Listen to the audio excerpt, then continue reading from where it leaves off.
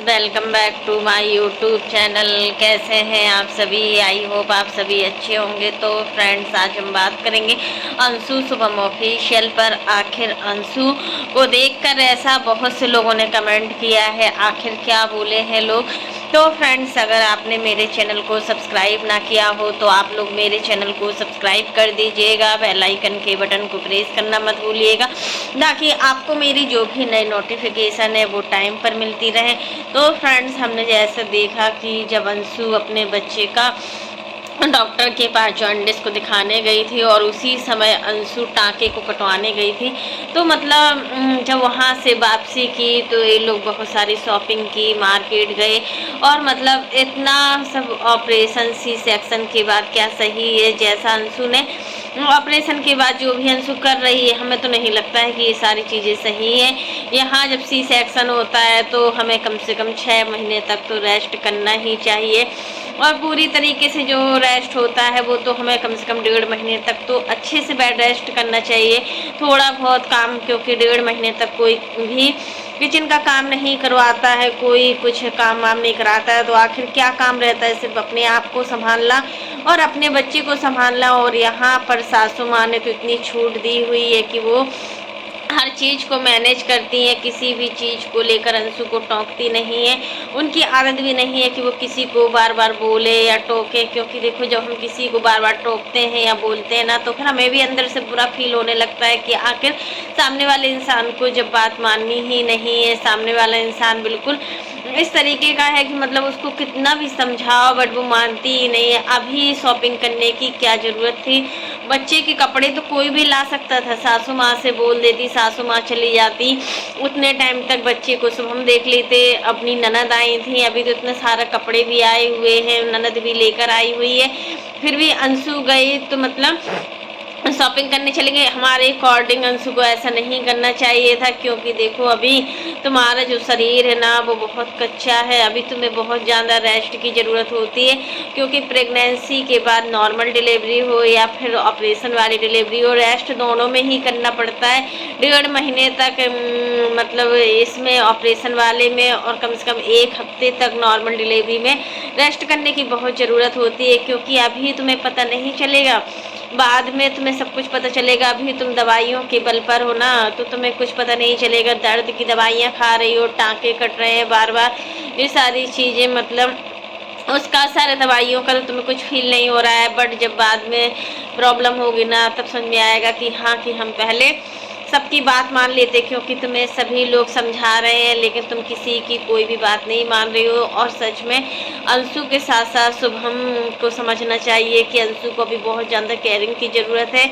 और अभी इतना घूमे फिरे नहीं, घूम फिर तो बाद में लोग, ये इतना अच्छा बेबी हो गया है, सब कुछ अच्छे से डिलीवरी हो गई है, क्योंकि देखो डिलीवरी तक टेंशन थी कि अच्छे से अच्छी डिलीवरी हो जाए, कोई प्रॉब्लम ना हो, क्योंकि आजकल की जो डिलीवरी होती है ना बहुत ज़्यादा कॉम्प्लिकेटेड होती हैं, बहुत रिस्क वाली होती है। तो सबको यही डर रहता है कि हमारी डिलीवरी अच्छे से हो जाए।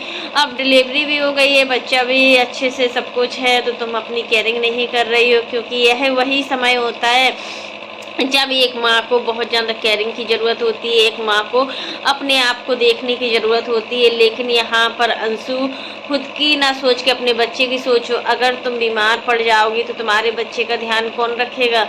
ये चीज़ भी है कि अगर तुम बीमार पड़ती हो तो तुम्हें अपना बच्चा भी संभालना है, तुम्हें हर चीज़ संभालनी है। अपने बच्चे की केयरिंग तो खुद ही करनी पड़ेगी, कोई दूसरा आकर नहीं करेगा, सासू माँ कितना भी कर दे। और सासू माँ को एक काम थोड़ी ना है, किचन का भी काम देखती है, सारा सब कुछ मैनेज कर रही है, कोई मैड नहीं लगी हुई है, पूरा सब काम कर रही है। तो तुम्हें सोचना चाहिए कि तुम सबकी बात मानो, जैसा घर के बड़े वो लोग कहते हैं। और फिर तुम्हारे पास तो इतनी बड़ी सोशल मीडिया वाली फैमिली है, तुम्हें सबकी बात मानना चाहिए, क्योंकि जब सबकी बात मानोगी ना तो तुम्हारा ही हित रहेगा। तो फ्रेंड्स, आज के लिए बस इतना ही। कैसा लगा आपको मेरा वीडियो पसंद आए तो लाइक कर देना, और अगर आप चैनल पर न्यू हो तो चैनल को सब्सक्राइब करना ना भूलना। और फ्रेंड्स, आप लोग भी कमेंट बॉक्स में ज़रूर बताना कि अंशु इतनी ज़िद्दी क्यों है। आपके अकॉर्डिंग अंशु आपको ज़िद्दी लगती है कि हमें लगती है? क्योंकि अंशु किसी की बात नहीं मानती है। सच में यार, थोड़ा तो बात मानो। घर के बड़े बुजुर्ग कुछ कहते हैं, इस समय सिर पर इतना तेल रखो ना सिर पर जितना तेल रखोगी सरसों का उतना तुम्हारे लिए फ़ायदेमंद होगा। अभी तुम्हारी मालिश नहीं हो सकती है क्योंकि ऑपरेशन हुआ है। ऑपरेशन के 2-3 महीने बाद ही मालिश की जाती है। बच्चे की मालिश हो रही है, बहुत ही अच्छा लग रहा है कि बच्चे की मालिश हो रही है। सब कोई पूरा घर, अभी मौसी दादी भी सब लोग कर रही हैं। कोई आया भी था, वो भी इनकी मालिश की हुई थी बच्चे की। बहुत अच्छा लगा कि बच्ची बहुत सुंदर है, बहुत ही अच्छी बच्ची निकले आगे चलकर, अच्छे से अच्छे संस्कार हो। क्योंकि हम बच्चों में जैसे ही संस्कार डालते हैं ना, बच्चे वैसे ही बढ़ते हैं। अगर हम बच्चों में गलत संस्कार डालेंगे ना तो बच्चे वैसा ही सीखेंगे, और अगर हम बच्चे में अच्छा संस्कार डालेंगे तो बच्चे अच्छा सीखते हैं। क्योंकि बच्चे का जो बेसिक होता है ना, बहुत छोटे से ही होता है। अभी तुम बेसिक अच्छा रखोगी बच्चे का तो तुम्हारा बच्चा बड़े होकर बहुत अच्छा बनेगा। अगर बच्चे की नींव छोटे से कमज़ोर पड़ जाती है ना, बच्चे पर ध्यान नहीं दिया जाता है ना, तो बहुत प्रॉब्लम होती है। और फिर अंशु अपनी केयरिंग ही खुद कर ले, वो खुद अपनी केयरिंग नहीं कर पाती। उसको एक लोग ज़रूर लगता है केयरिंग करने के लिए, लेकिन जो भी चीज़ें हैं अंशु में बहुत ज़्यादा चेंजेस आया है। जैसी अंशु थी पहले उस टाइप की अंशु अब बिल्कुल नहीं है। एक माँ वाला इसके अंदर पूरी फीलिंग्स आ गई है। एक माँ को अपने बच्चे के लिए क्या करती है, एक माँ क्या नहीं करती अपने बच्चे के लिए, वो सारी चीज़ें हैं अंशु में। अब बस यही है कि अंशु अपने परिवार वालों की बात माने। जैसे इनकी सासू माँ बोल रही है वैसा ही करना चाहिए, क्योंकि इस समय बहुत ज़्यादा आराम की ज़रूरत है और ज़्यादा इधर उधर फिरने की ज़रूरत नहीं है। कि ये शॉपिंग, बच्चे के कपड़े तो कोई भी ले आता, कुछ भी यार शॉपिंग करने में लगी हुई है। कान भी मतलब कितना बोला जाता है, तुम कान में तविश मतलब टोपा लगाती हो, बहुत ही कम हम देखते हैं तुम्हारे कान बंद हो, हमेशा तुम्हारे कान खुले रहते हैं। अगर तुम अभी कान अपने खोल कर रखोगी ना, क्योंकि ठंडियों का मौसम है, गर्मियों में जो डिलीवरी होती है ना, तो उसमें कान में इतना बांधने की ज़रूरत नहीं पड़ती है जितना कि ठंडियों वाली डिलीवरी में। क्योंकि ठंडियों में माँ को जितनी ज़्यादा केयरिंग करेगी ना, उतना बाद में नहीं प्रॉब्लम होती है। क्योंकि अभी कान में अगर तुम बांधोगी नहीं ना, तो बाद में तुम्हारे कान में सन की आवाज़ आएगी, कानों में दर्द होगा, कमर में दर्द होगा। जो खिलाई पिलाई अभी ऑपरेशन के बाद इतनी खिलाई पिलाई नहीं हो पाती है।